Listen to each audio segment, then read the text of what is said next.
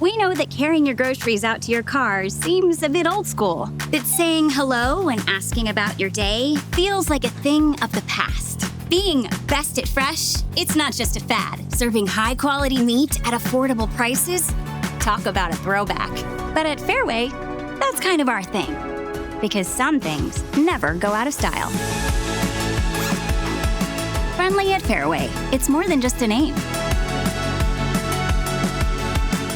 Hello and welcome back to the Daily Clone on a Monday, presented by Fareway Meat and Grocery. Football season is so close. Fareway is your spot for all of your tailgating and grilling needs. Today we had our last media availability with position coaches of fall camp. We talked to safeties coach Deon Broomfield and cornerbacks coach Hank Poteat. And it was fitting that we talked to them on the same day because both of them talked about how much symmetry there is between their two rooms at practice. Broomfield isn't afraid to coach the cornerbacks, and Poteat isn't afraid to coach the safeties. They're in lockstep together. And that makes it easier for players to be versatile. Broomfield said that all Big 12 safety Jeremiah Cooper has been playing all over the backfield this fall, from safety to corner. Here's Broomfield on Cooper's versatility. I mean, I think he's a great safety. I think he's a great defensive back. And you look at Jalen Ramsey for the Steelers.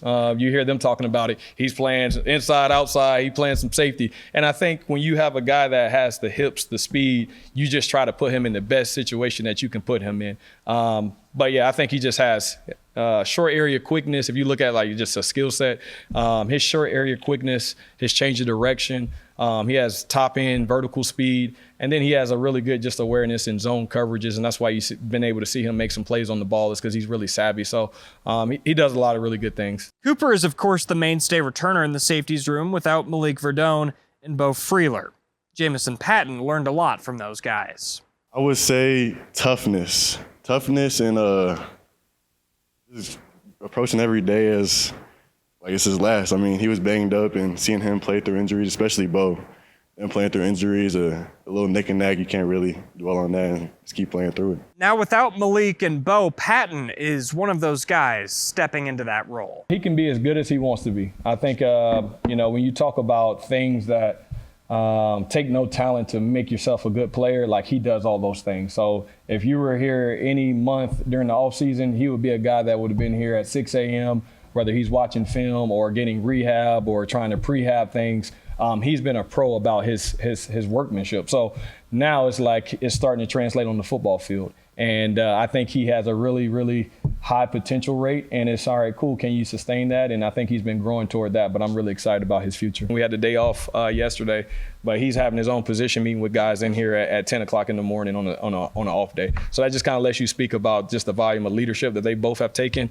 But I think it's been just a transition of like, man, I'm not a backup anymore. I'm not a role guy. Like your role is to be a guy. And that's kind of been their approach.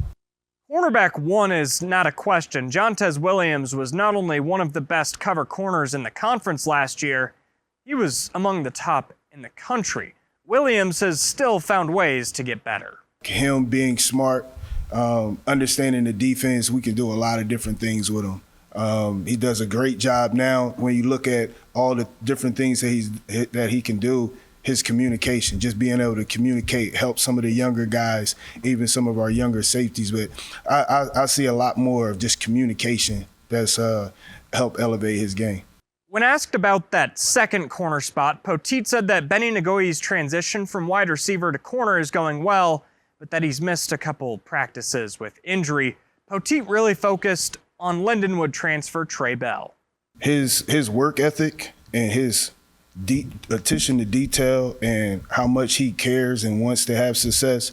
You know, he works on all those different areas that he needed to work on, and I thought he really done a great job of attacking that in the summer and then being able to apply this camp. So he's really done a great job of working on the little things that he needed to focus on to be able to play at this elite level right now so far in camp. And in case you missed it, the Iowa State Cyclones start the year number 22 in the AP poll. Their opponent, Kansas State, 17. The first top 25 matchup in week 0 since 2002.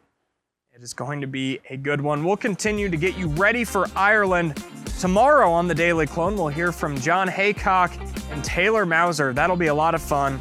And of course, to catch all of our great video content at Cyclone Fanatic, please go subscribe to our YouTube channel. We have so much coming your way all the way until Dublin.